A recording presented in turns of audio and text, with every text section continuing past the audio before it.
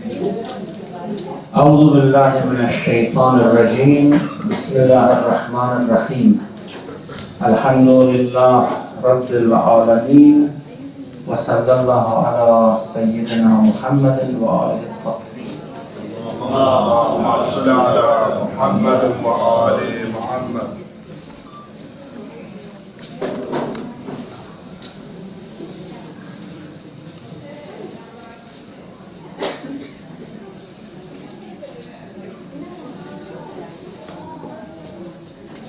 برای خوشنودی امام زمان آواز بلند صلوات. اللهم صل على محمد وآل محمد. نعره تکبیر، نعره رسالت، نعره حیدری، حسینیت، یزیدیت، محمد و آل محمد صلوات. اللهم صل على محمد وآل محمد. السلام على الحسين وعلى علي بن الحسين وعلى أولاد الحسين وعلى أصحاب الحسين ورحمة الله وبركاته. We were discussing the phrases in Ziyarat Jamiah which said التامين في محبة الله والمخلصين في توحيد الله, complete in the love of God and sincere in Tawheed of God. We said that sincerity up to an extent is in our hands, and then when we reach to some stage, then it is God which has to purify the servant for his own mission. Now that is not something that most of the people receive. However, when an abd is purified by God, then there is no secret that a human being should know and they do not know in terms of describing God, defining how God is. Subhanallah amma yasifun illa ibadallah al-mukhlasin. God is above whatever they describe except the mukhlasin, those who are purified by God. And the reason is that purification, that sincerity which is given by God opens the doors of knowledge to these people. The hearts will open, they see the malakut, they see things that other people would not see, and then they can describe. That is why we never can attribute any quality to God unless we have heard it from a prophet or from an imam.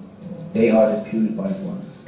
We only use the names of God which are mentioned by these people.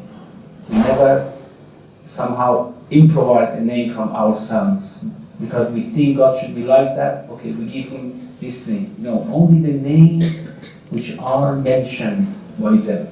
And of course, the names mentioned by them are quite plenty in number. There is a hadith which talks about 99 names of God.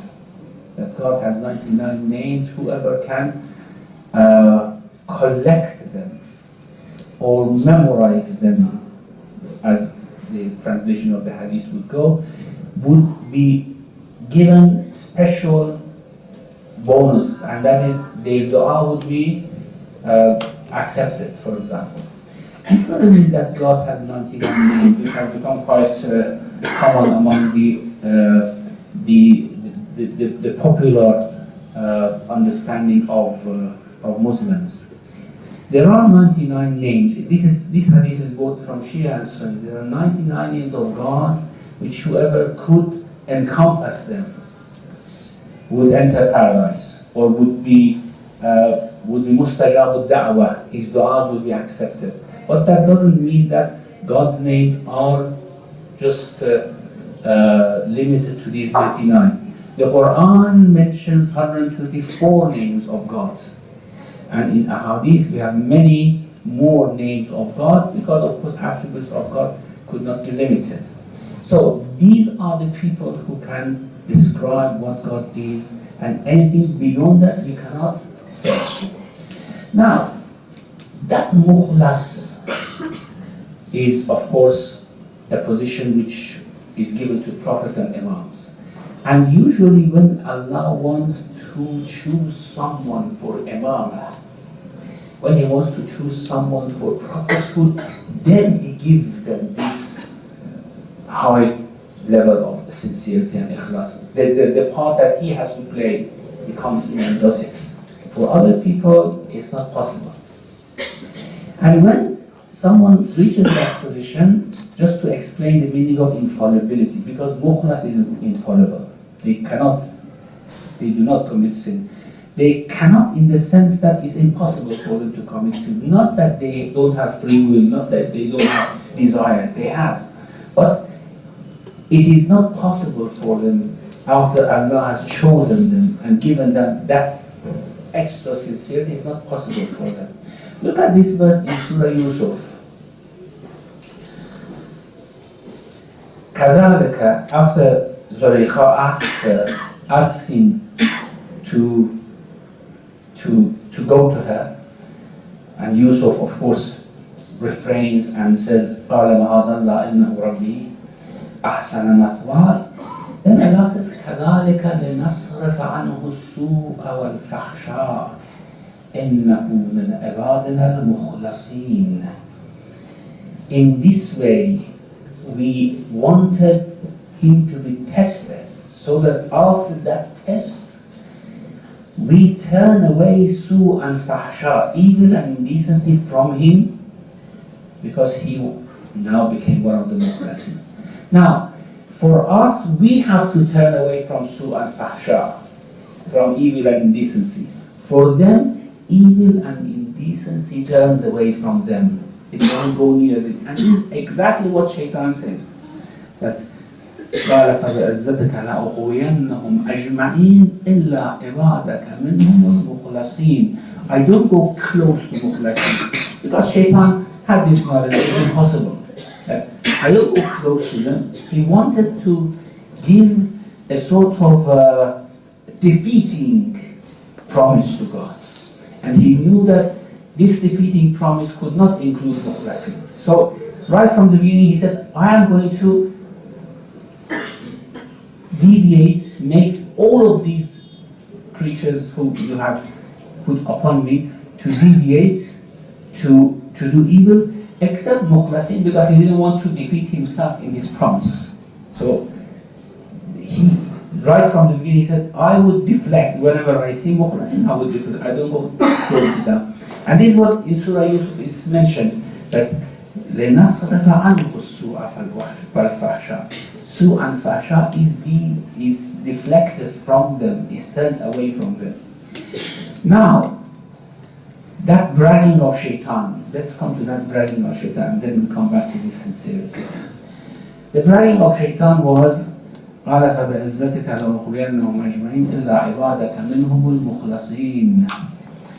I will make all of them to deviate from the path.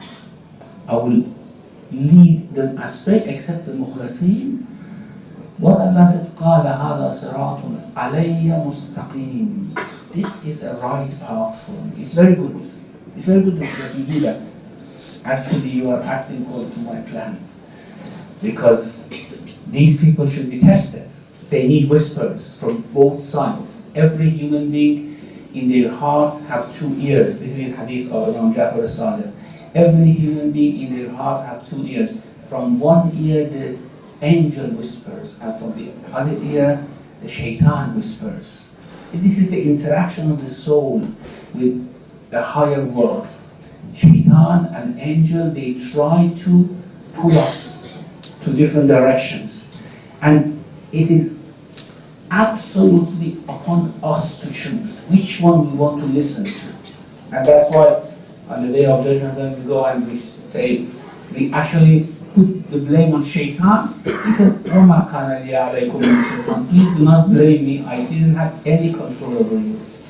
I just called and you responded. And the angel calls, so it depends which one of them we respond. And that is where this very important issue of test and trial comes in. we have to show where is our inclination.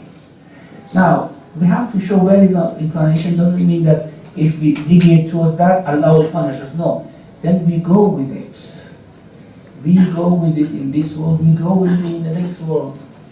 And if it just deviates or get inclined towards the angel, then we go along that route, and in the next world we go along that route as well. We are all here to show where we want to go. Where is the destiny which we choose for ourselves. Now, the bragging of the shaitan, قال فبعزتك لأغوينهم أجمعين, and Allah said, قال هذا صراط علي مستقيم. What I tell you, you say that I will deviate all of them except, lead all of them astray except the mukhlasin. This is not the case. إن عبادي ليس لك عليهم سلطان. I have other people. You know mukhlasin. I have mukhlasin, I have mu'mineen, I have muttaqeen. You cannot control them. Although sometimes we slip, although sometimes we are defeated by shaitan, but the main issue is that he would not have full control over us. So Allah says that it is not the case that you can do that. You will see on the day of judgment. Every single individual that on the day of judgment goes to Jannah is a defeat for shaitan. And we know that the number of people who go to paradise are more than the number who go to hell. Allah says that قال إن عبادي ليس لك عليهم سلطان إلا من اتبعك من الغاوين. Only those who have lost way and follow you. That of course you can control them. Those who do not follow you, you cannot control them. You have no control over them. Now, as I said, this ikhlas at that level to become mukhlas, which Allah chooses someone for his own mission and then makes every evil and the indecency to turn away from them out of pure sincerity from their side. That is something that we cannot, of course, acquire. But high degrees of ikhlas for mukhlasin we can acquire. That is what we want to reach actually. That is what we want to have. Sincerity for whatever we do. Ikhlas in all our amal. خلص العمل, as Amir al-Mu'min said. خلص العمل فإن الناقد بصير بصير. Purify your action, because the one who will examine it on the day of judgment is very sharp in seeing things in your amal. These angels, which are two sides actually, the angels which write our amal, evil and good. Why there are two angels, not one angel? Because evil and good in that world cannot be mixed. So one angel keeps the evil things and the other angel keeps the good things. They cannot be mixed. Here they are mixed. There they cannot be mixed. كَلَّا إِنَّ كِتَابَ الْفُجَّارِ لَفِي سِجِّينٍ. The book of evildoers is in Sijjin, is in a certain place. كَلَّا إِنَّ كِتَابَ الْأَبْرَارِ لَفِي إِلِّيِّينٍ. The book of good doers is in Illiyin. It cannot be mixed. Now, these angels are very, very complicated machines. Very complicated. Very advanced, so to speak. Maybe one day we can invent something like that. When they grasp or they record something, they record it not in the sense that we write it or we film it or something like that. They record all the layers of deep intentions, deep attitudes, whatever is there when we do an action, we perform something. They actually capture everything, and they capture it in themselves. It's not something that they are the pen, they are the book, everything. They are the machine which record. And of course, these angels will be our book of Amal on the day of judgment. They are not, of course, deceived by what is the apparent, the apparent face of our action. They see the depth of it and they record and capture it the way it has been performed. So that sincerity is very important, and Allah subhanahu wa ta'ala will certainly, of course, accept only from muttaqeen and from mukhlisin. Then to the extent that the amal is sincere, to that extent it's acceptable. When sincerity goes away, of course, it cannot be accepted by God, because Allah subhanahu wa ta'ala doesn't accept but the pure. Now, after these التامين في محبة الله المخلصين في توحيد الله المظهرين لأمره ونهيه وعباده المكرمين الذين لا يسبقونه بالقول وهم بأمره يعملون. You are the ones who make the command and the prohibitions of Allah to be known. مظهرين لأمره, you make it manifest. First of all, by your actions, you make it manifest. In Ziyarat Jamiah, we say. And secondly, by telling it to others, you make the amr and nahy of Allah manifest. One thing which is very important in Ziyarat Jamiah, and always we see that they don't have anything of themselves. Ibaduhul mukrameen. You are his slaves. As I said, ibad, it's difficult to translate as a slave, because slavery is a very bad term and very pejorative term, and slave is a very pejorative term, but we don't have a better meaning for it. Someone who is absolutely dependent on someone else. This is the meaning of abd. Absolutely dependent on someone else. Because they are absolutely dependent on someone else, although you have been dignified by Allah, but Allah has dignified you, still you are His abd. And this is very important for us in our ma'rifah and our prophets. When we say they are perfect, it means they are perfect human beings, not perfect. Since God is perfect, they are perfect. That is absolutely wrong to think like that.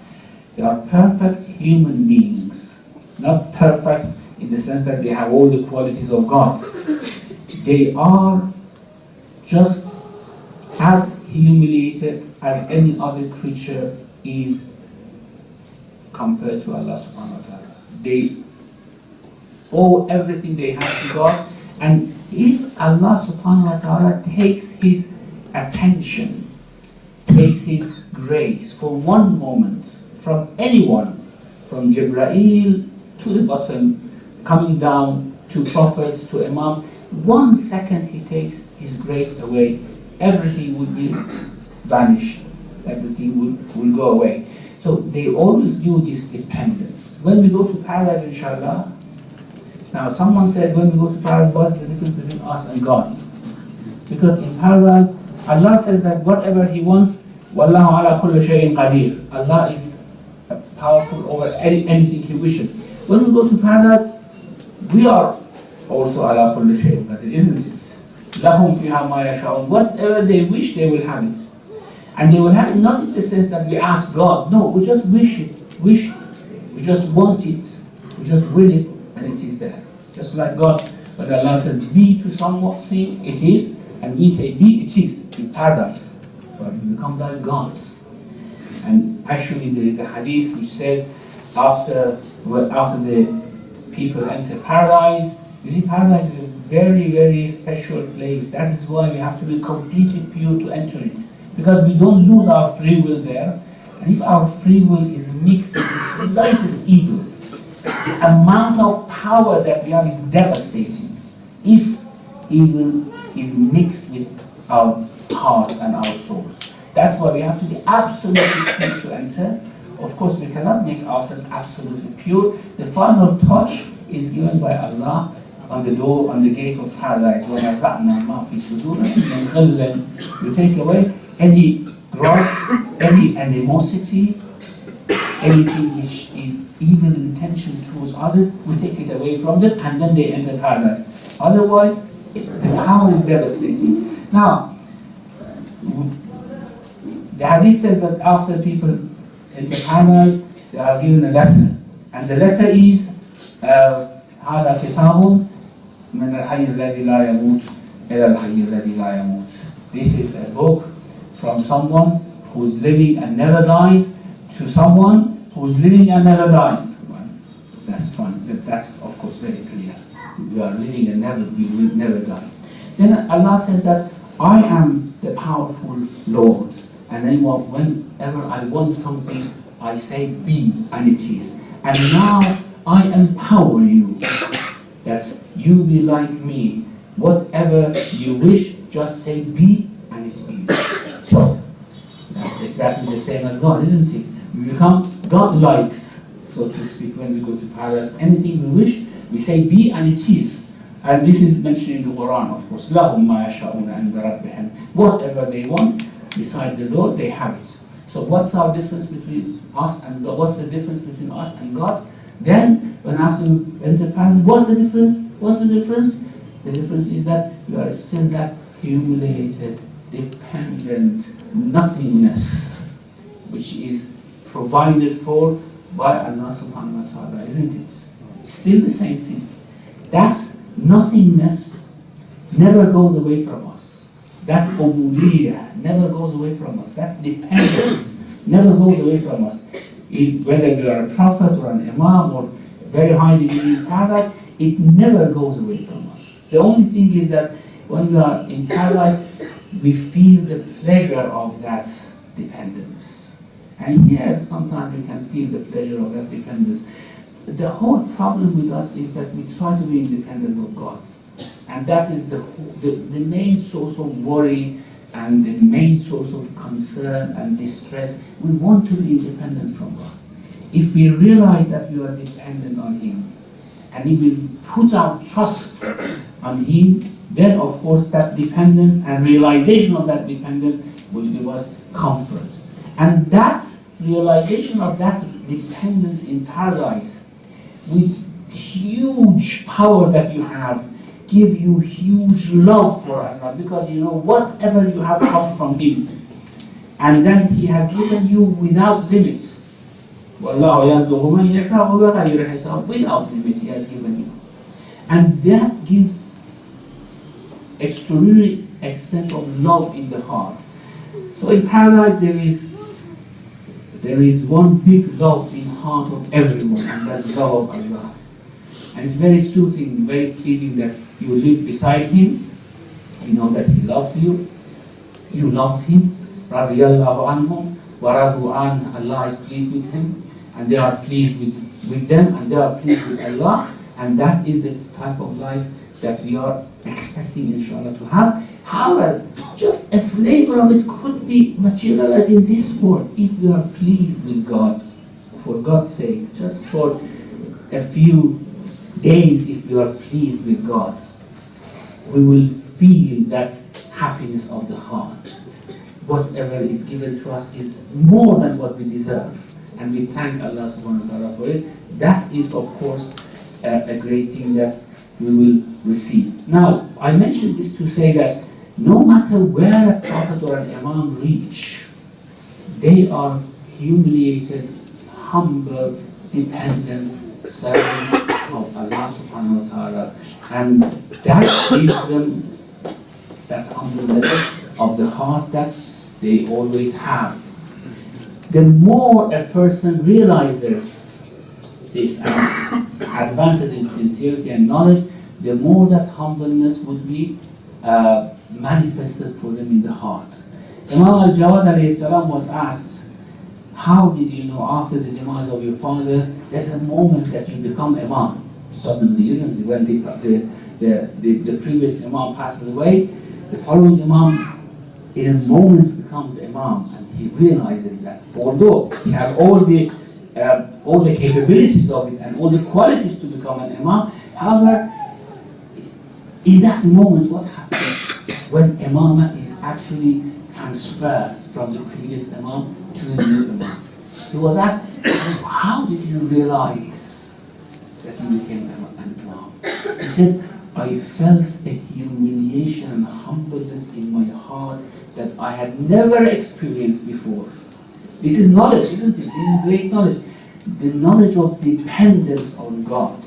That is what is given to them. So, وَعِبَادِهِ الْعِبَادِهِ, you are عِبَادِهِ الْمُكْرَمِينَ. You never go ahead of his لا يسبقونه بالقول, his commands, وهم بأمره يعملون. You only act upon his commands. When we visit Imam A'imah alayhi salam, we always have to have this in mind, that these are perfect human beings. And these are the ones who actually are those who manifest for us, who show to us the commands of God and prohibitions of Allah subhanahu wa ta'ala in their behavior and in their words. And we have to be polite when we go to the ziyarah, of course. Sometimes you see people just try to go and touch the zari, and in that they show lots of impoliteness, lots of bad behavior towards others, behavior which is not befitting in the presence of an imam. And this is because they think, of course, it's not all their fault, they think that ziyarah means touching the zari. They think if they don't touch the zari, they have come all this long way, they have walked all through Najaf to Karbala, and they have to watch zari so that the ziyarah is complete. That is, of course, a wrong notion. Ziyarah doesn't mean touching the zari. Ziyarah means standing before the shrine, before the imam, and salute him. And then asking Allah subhanahu wa ta'ala for certain, making whatever dua we want. Isn't it? In Ziyarat al-Abbas, we have that after you have made the ziyarah, do 2 rak'ah and salah, and then ask Allah whatever you want. It's never said ask Abul Fazl alayhi salam whatever you want. Ask Allah whatever you want. In certain ziyarat, we have that, for example, after you have recited this, go close to zari, touch the zari, and recite this. Now, we know that this is impossible now, isn't it? It's not going to touch the zari. It's to get closer to recite this piece of the ziyarah in a different attitude. But now that it's not possible at all, this is not something that is part of the ziyarah, touching the zari. If you want to get the blessing, the tangible, palpable blessing, sometimes we do really feel that we want to get a tangible thing, to get a tangible closeness. It doesn't make any difference if you touch the zari, or touch the door, or touch the stone outside the whatever. You just touch that. If you want that tangible sort of connection, you just touch that. It's the same thing. And by the way, Imam is not buried inside the zari. It's buried deep under the zari in a cellar. Usually, these were the type of graves they made in the past. In Motherhood, you have seen that below the zari up there is a stone, a gravestone, and even the grave is not there; it's underneath that as well. So going and touching the zari has, if it involves sort of misbehavior and creating hardship for others, is not a sort of reasonable way of ziyarah. And it's not something that we have come here for. We have come here to honor the Imam, to honor the Shuhada of Karbala, to salute them, and just to go back. And even if you don't make any dua here, just this honoring them for the honor of Allah subhanahu wa ta'ala, for the honor of Prophet, peace be on him. Just saluting them, we would receive lots of blessings from them. Sometimes we don't need to say anything. Allah will know what to do for us. I have mentioned this story several times. Shu'aib used to cry for Allah every night. Every night he used to cry long hours until he went blind. And Allah gave him back his eyes. And again he cried a lot. And he went blind. Allah restored his eyes again, and then said, Ya Shu'aib, what do you want from me? What is it that you are crying for? And he said, I don't want anything. I just want this, to come to you and talk to you and cry for you because of that love in my heart. Then Allah said that, okay, You don't ask me anything, I know what to give you. You see, sometimes you don't ask anything from God, but you are so good, God says that, okay, you don't ask anything, leave it to me. I know what gifts I give you. And then Allah said, I will make my Ulul Azm Nabi, Musa alayhi salam, to serve you for 10 years. Wow, he never even imagined that this is going to happen. A prophet like Musa coming to be his son-in-law, coming from Egypt to this village, a prince in Egypt, coming all the way by his own foot to become son-in-law of Sheikh and to serve him for 10 years. This is what Allah granted him. He didn't ask anything.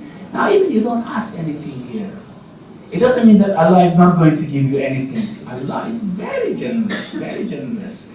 Imam is very generous. You have come here, you salute him. It doesn't mean that if you don't ask anything, they say, okay, you go, you don't want anything from me. No.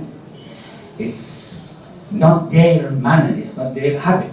Usul al-karam, this is what we say in Ziyarat Jamiah. You are the roots of karam and generosity. So, sometimes we better leave things to Allah. Instead of always trying to ask and ask and ask, try to remember and remember and remember. Man shaghalahu dhikri and mas'alati a'ataytuhu fawqa ata'i as-sa'il. Whoever is busy with my remembrance and he does not ask anything from me, busy with my remembrance keeps him from asking things because he always wants to praise me, to repeat my beautiful name.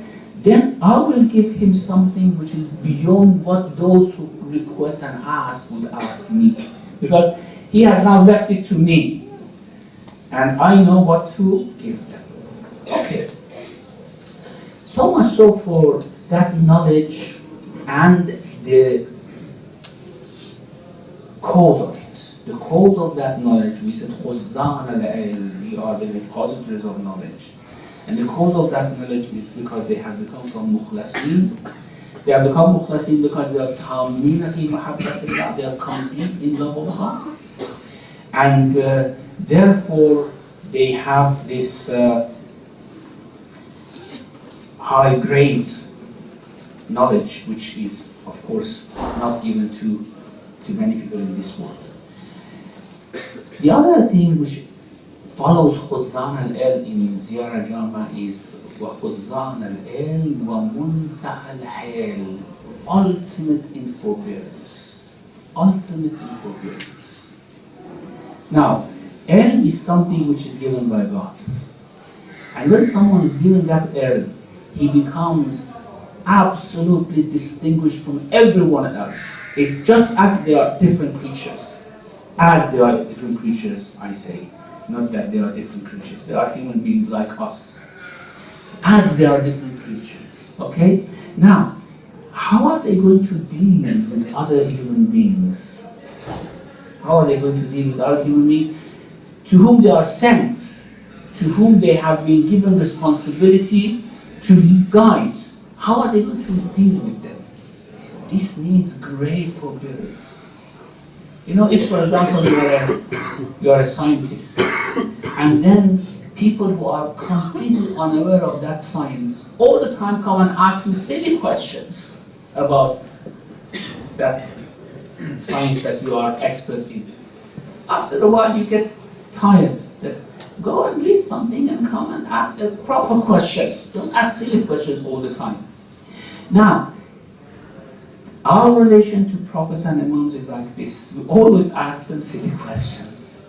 All because our grade is very low. Their grade is very high. And look how they deal with us. How they somehow tolerate us when they come to their interaction with ordinary people. There's a story about Imam Hussein, inshallah, in forbearance in hell.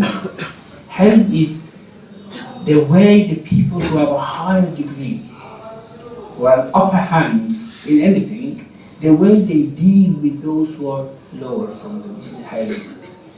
Or those who have a right the way they deal with those who have taken away their rights. This is again hell. In Nahj al-Balagha, where Amir al-Mu'min says about muttaqin, يَمْزُجُ الْعِلْمَ بِالْحِلْمِ وَالْقَوْلَ بِالْعَمَلِ. Muttaqin are those who mix knowledge with forbearance and action with words. The word, what they say is always accompanied by action. Their knowledge is always accompanied by forbearance. Now, here we have amazing stories about the prophets, about A'immah, and one very amazing story I want to mention about Hussein alayhi salam. Inshallah, I will mention that tomorrow night. And because we have to go to Haram for Dua community, inshallah, we don't have a Q&A session tonight. Inshallah, if there is anything later on, we will discuss. Wa sallallahu ala Muhammad wa ala alihi. اللهم صل على محمد